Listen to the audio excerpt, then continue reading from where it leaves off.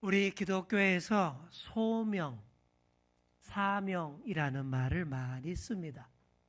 우리 여러분들은 다 무슨 뜻인지 아시고요. 또 잘 구분하실 수 있으시죠? 소명이라는 것은 앞에 부를 소자를 써서 하나님의 특별한 일을 위해 부름받는 것을 뜻하는 게 소명입니다. 저도 그랬고요. 우리 목사님들은 모두 처음에 하나님에게 어떻게 소명받았는지, 부름받았는지 그것을 굉장히 중요하게 생각합니다. 자, 그리고 사명이라는 것은 소명을 통해 알게 된, 그리고 소명을 통해 맡게 되는 특별한 역할이나 임무를 뜻하는 말입니다. 자, 그래서 소명이 먼저이고 그 다음이 사명입니다. 하나님에게 내 이름이 불리고 지명되어서 사명으로 뛰어드는 거예요. 그리고 소명과 사명 사이에서 우리의 태도와 응답이 진짜로 중요합니다. 내 이름이 불리고 사명이 부여되려고 할 때에 그때 내가 어떤 태도로 응답해야 하느냐라는 그런 문제인 거예요. 자, 어떻게 응답해야 될까요? 무협지에, 무협영화에 그런 답이 나옵니다. 우리 남자분들이 좋아하시죠? 무협지나 무협영화를 보시면 많이 나오는 대사가 있습니다. 이런 게 있어요. 윗사람이 아랫사람에게 어떤 명령을 내렸을 때 그 아랫사람이 무릎을 탁 꿇고 두 손을 딱 모으면서 하는 말 뭘까요? 존명입니다. 존명. 무협 좋아하는 남자분들은 많이 들어보셨을 거예요.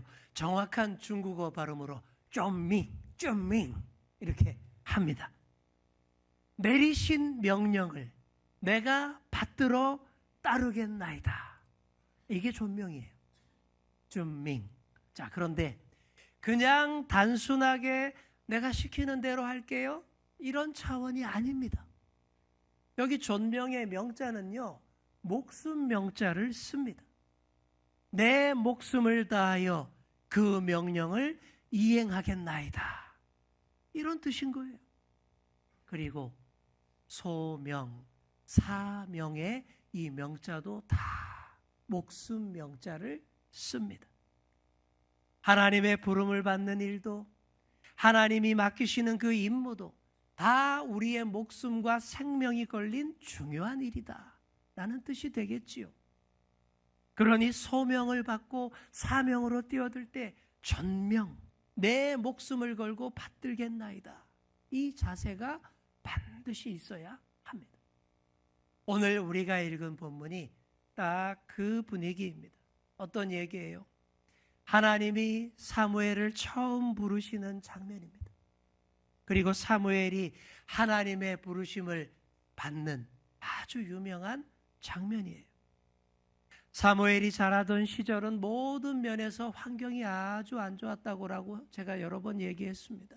예배하기도, 기도하기도, 찬양하기도 안 좋은 환경이었고요. 아이가 훌륭한 사람으로 잘 성장하기도 너무 안 좋은 그런 환경이었습니다. 그 상황을, 그 환경을 우리가 오늘 읽지는 않았지만 3장 1절을 보시면 이렇게 그 상황을 요약하고 있습니다. 우리 화면으로 3장 1절 하반절 한번 보십시오. 아이 사무엘이 엘리 앞에서 여호와를 섬길 때에는 여호와의 말씀이 어떻게 해요? 희귀하여 이상이 흔히 보이지 않았더라.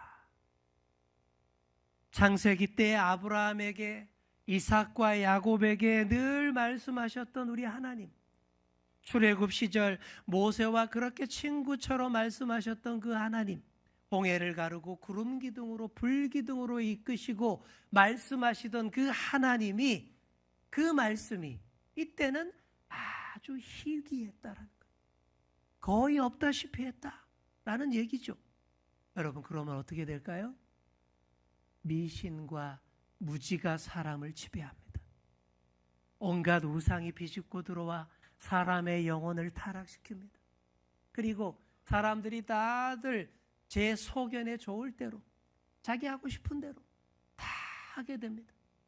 그런 시절이 된 거예요. 실로의 성소를 지키던 제사장들부터 어둡고 무능했습니다. 그냥 자리만 딱 지키고 있다가 누가 오면 형식적으로 희생제사만 딱 지내주고 끝이에요. 그 사람들의 영혼까지 돌봐줄 그 역량이 전혀 못 됐습니다. 제사장 엘리의 두 아들은 진짜 최악이었습니다. 물려받은 제사장 직분을 먹고 사는 직업으로만 생각했어요. 하나님에 대한 관심은 눈꼽만큼도 없었습니다. 그러니 무슨 하나님 말씀이 들리겠습니까? 하나님 말씀이 들리지 않는 시대, 하나님 말씀이 천연기념물처럼 아주 희귀한 그런 시절이 되어버렸습니다. 오늘을 사는 우리에게도 이게 제일 큰 문제입니다. 자, 이 시간 여러분 스스로를 잘 돌아보시기를 바랍니다. 지금 내게 혹시 하나님 말씀이 희귀하지 않는지 한번 잘 돌아보시길 바랍니다. 물론 지금도 이렇게 교회에 나오셔서 하나님 말씀 듣고 있습니다. 그리고 언제든 어디서든 다양한 매체를 통해서 하나님 말씀 언제든 들을 수 있어요. 다른 말로 하면 말씀의 범람, 말씀의 홍수 속에 우리가 살고 있다 해도 과언이 아닙니다. 하지만 그 말씀, 범람하는 그 말씀들이 내 인격과 삶을 바꾸지 못한다면, 홍수처럼 쏟아지는 그 말씀들이 내 인생을 정말 이끌어가지 못한다면 그게 바로 하나님 말씀이 내게 희귀한 겁니다. 그러면 하나님의 이상, 하나님의 비전, 보여주시는 비전도 보이지 않는 거예요. 그러니 어떻게 하든 하나님 말씀이 내게 희귀하지 않도록 하셔야 됩니다. 일주일에 한 번 주일 예배 1시간 딱 와서 예배하는 걸로 다 될까요? 네, 안 될 겁니다. 여러 공예배에 열심으로 참석하셔야 하고요. 여러분의 일상의 삶의 자리에서도 끊임없이 하나님의 말씀을 깊이 묵상하셔야 됩니다. 그래서 잘 도와드리기 위해서 말씀 사경회 이런 것도 하는 것이고요. 정교인 성경 읽기 프로그램 이런 것도 하는 거예요. 이게 다 하나님 말씀이 우리에게 희귀하지 않도록 몸부림치는 것입니다. 최선의 노력을 다하는 거예요. 그러지 않고 조금만 방심해도 금방 하나님 말씀이 우리에게서 희귀해집니다. 말씀을 듣고 말씀대로 살아야 할 우리의 삶이 어두워지고 비전도 소망도 어두워지게 됩니다. 그걸 상징하는 구절이 3장 2절입니다. 자, 2절 한번 화면으로 보실까요? 같이 읽겠습니다. 엘리의 눈이 점점 어두워 가서 잘 보지 못하는 그때에 그가 자기 처소에 누웠고, 늙으면 당연히 시력이 약해지고 어두워집니다.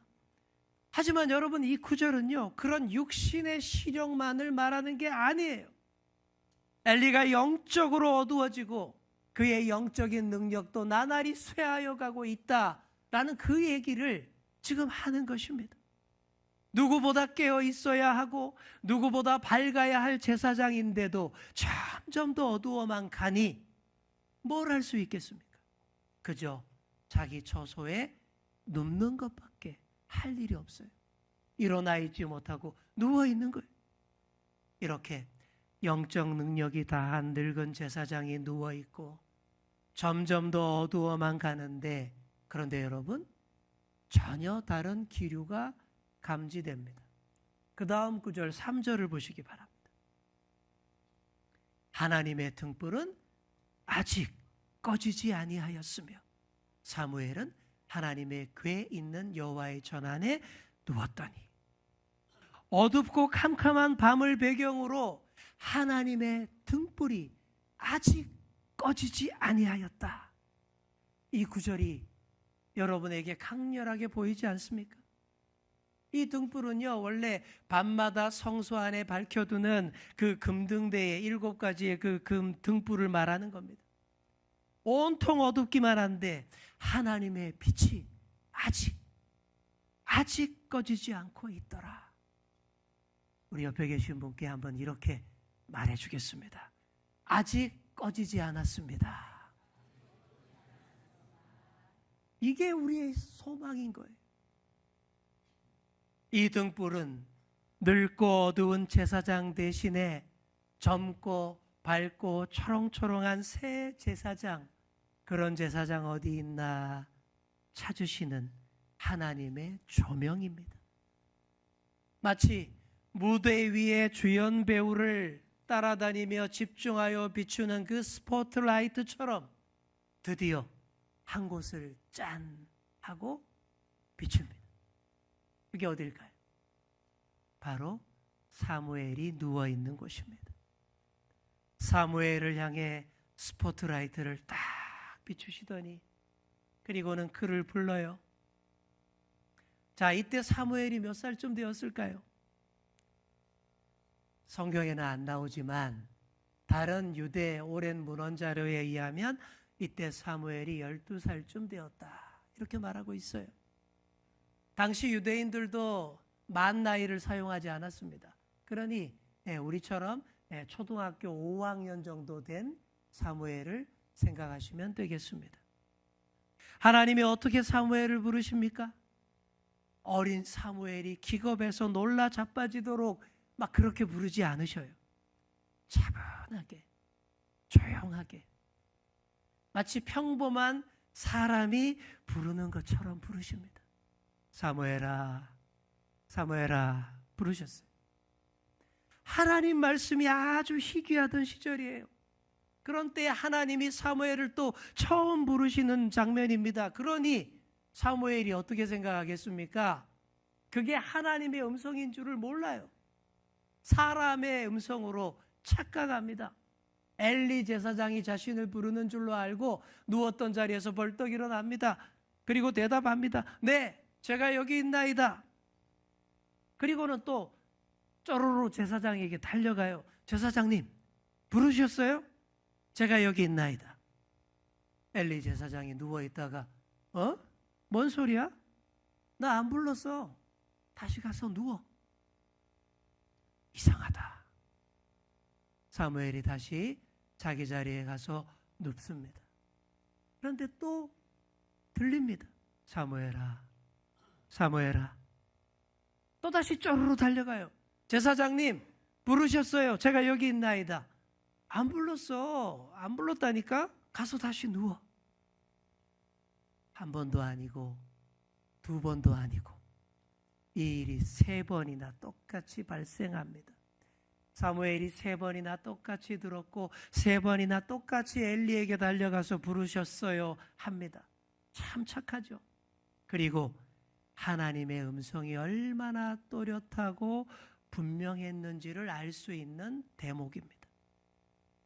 사무엘이 3번이나 달려오니까 그 어둡고 그 둔한 엘리 제사장도 그제야 깨닫습니다. 알아차립니다. 아, 하나님께서 이 아이를 부르시는구나. 그리고 그렇게 생각했을 거예요. 이 말씀이 희귀하던 이 시절에 야, 이거 보통 일이 아니구나. 그래서 엘리가 사무엘에게 요령을 알려줍니다. 가서 누웠다가 다시 또 들리거든 이렇게 말해라. 여호와여, 말씀하옵소서. 주의 종이 듣겠나이다. 그래라. 하나님이 부르실 때에 어떻게 응답해야 하는지 잘 요령을 알려준 거예요. 영적으로 어둡고 자기 자식도 통제 못하는 그런 제사장이지만 기본은 다 잘 알고 있었던 것이죠. 엘리의 교육을 받은 사무엘이 다시 자기 자리에 가서 눕습니다. 그런데 이번에는 준비 태세를 제대로 딱 갖추고 기다립니다. 그러자 우리 하나님도 이번에는 좀 다른 자세로 사무엘을 찾으셔요. 자, 10절 말씀을 보십시오. 뭐라고 시작합니까? 여호와께서 임하여 서서 사무엘을 불렀다라고 되어 있습니다. 앞선 3번의 경우에는 이런 표현이 없었어요. 그냥 부르셨어요. 그런데 이번에는 사무엘이 잘 준비 태세를 갖추고 기다리니까 하나님도 더 가까이, 더 생생하게 만나주시는 거예요. 그리고는 또 이렇게 부르십니다. 똑같이 부르십니다. 항상 2번 겹쳐서 불러요. 사무엘아, 사무엘아. 예전에 모세를 부를 때도 모세야, 모세야. 소명을 주실 때 꼭 2번 겹쳐서 불렀어요. 확실하게 부르시는 하나님의 징표입니다. 사무엘아, 사무엘아. 기다렸다는 듯 엘리에게 배운 대로 대답을 합니다. 어떻게 해요? 말씀하옵소서, 주의 종이 듣겠나이다. 자, 우리 다 같이 한번 따라해 보겠습니다. 말씀하옵소서, 주의 종이 듣겠나이다. 아멘. 사무엘이 바른 자세로 말씀하옵소서, 주의 종이 듣겠나이다 했을 때에 이때부터 역사가 바뀐 줄 믿습니다. 이때부터 하나님 말씀이 희귀하던 시대가 끝납니다. 하나님 말씀이 임하기 시작합니다. 그 옛날 아브라함 때처럼 모세 때처럼 하나님이 말씀하시기 시작하셨는데 사무엘을 통하여 말씀하시기 시작하셨습니다. 그리고 사무엘은 사람의 말과 하나님의 말씀을 잘 구별할 줄 알게 됩니다. 여러분, 이게 아주 중요합니다. 사람의 말과 하나님의 말씀을 구별할 줄 알아야 참 하나님의 자녀이고 참 선지자입니다. 거짓 선지자가 왜 거짓 선지자이겠습니까? 하나님의 말씀인지 사람의 말인지 구분 못해요. 그래서 사람의 말을 하나님의 말씀인 것처럼 주장합니다. 또 선지자가 내 욕망을 따라 말하면서 그걸 하나님의 말씀이라고 우깁니다. 하나님 말씀과 사람의 말을 구분 못하고, 아니 구분 안 하고 말하는 자가 거짓 선지자입니다. 지금 이 나라에 거짓 선지자가 갑자기 확 많아졌습니다. 주관적인 정치적 신념을 하나님 말씀이라 주장하며 선량한 성도들을 정치판으로 끌어내고 있습니다. 거룩한 교회를 세상 정치에 악용하고 하나님 나라 백성인 성도들을 세상 정치판의 소모품으로 전락시키고 있습니다. 이렇게 혼탁할 때에 우리 주연교회 성도님들은 절대 잘못된 구호와 선동에 휩쓸리지 마시기를 바랍니다. 그런데 휩쓸리면요, 마음과 영혼 다 다치고 엄청난 영적 손실을 입게 됩니다. 목회자의 양심으로 여러분을 보호하기 위해서 간곡히 부탁드리는 거예요. 절대 그런 데 가지 마세요. 민주시민답게 거리에 나가 외치는 것도 중요하지만 어떤 구호로 외쳐야 맞는지를 잘 알고 나가셔야 됩니다. 도무지 분별이 안 되시고 잘 모르시겠으면 어디 나가지 마시고 여기서 하나님께 외치시기를 바랍니다. 원래 우리는 하나님께 외치고 하나님께 시위해야 하는 성도입니다. 하나님께 부르짖어 외치고 하나님께 데모하고 하나님께 시위하는 것이 그게 기도예요. 더 많이 더 깊이 기도해야 할 이때입니다. 그래야 거짓 선지자에게 속지 않습니다. 우리의 영혼을 영적 손실을 당하지 않습니다. 아무쪼록 하나님 말씀과 사람의 말을 잘 구별할 줄 아시는 여러분이 다 되시기를 축복합니다. 그리고 오로지 하나님 앞에서만 주여 말씀하옵소서, 주의 종이 듣겠나이다, 그러셔야 됩니다. 이것만 바로 되시면 영적으로 장성한 어른이시며 깨어있는 천국 백성입니다. 절대 잘못된 길로 가지 않아요. 사무엘이 어리기도 하고 또 처음 듣는 하나님의 음성인지라 초반에는 왔다 갔다 했어요. 하지만 결국 하나님의 말씀을 듣기 시작했습니다. 하나님 말씀과 사람의 말을 구별할 줄 알게 됐습니다. 더 이상 사람 말에 휘둘리지 않습니다.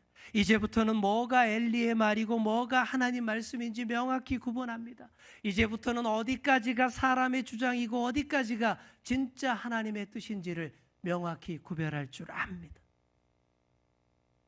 하나님이 사무엘을 부르신 그날 밤 하나님은 아주 심각하고 중요한 문제를 말씀하셨습니다. 이런 메시지입니다.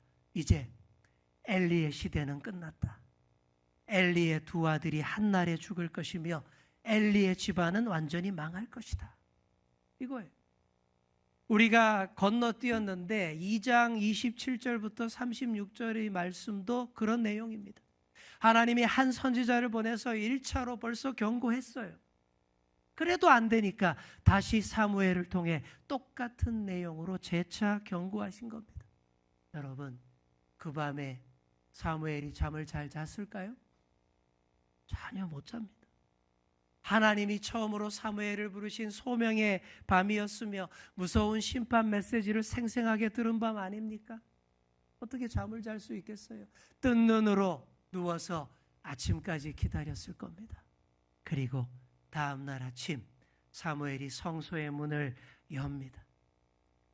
너무 궁금한 엘리 제사장이 사무엘을 친근하게 부릅니다. 내 아들 사무엘아. 사무엘이 대답하죠. 늘 하던 대로 대답합니다. 내가 여기 있나이다. 엘리가 아무리 어둡고 부족한 제사장이라지만 그래도 사무엘에게는 영적 아버지와 같은 분이에요. 그런 무서운 심판의 메시지를 있는 그대로 다 전하기가 얼마나 민망하고 두려웠겠습니까? 그래도 엘리가 반드시 듣기를 원했고 또 반드시 전해야 할 하나님의 말씀이었기에 가감없이 다 얘기합니다.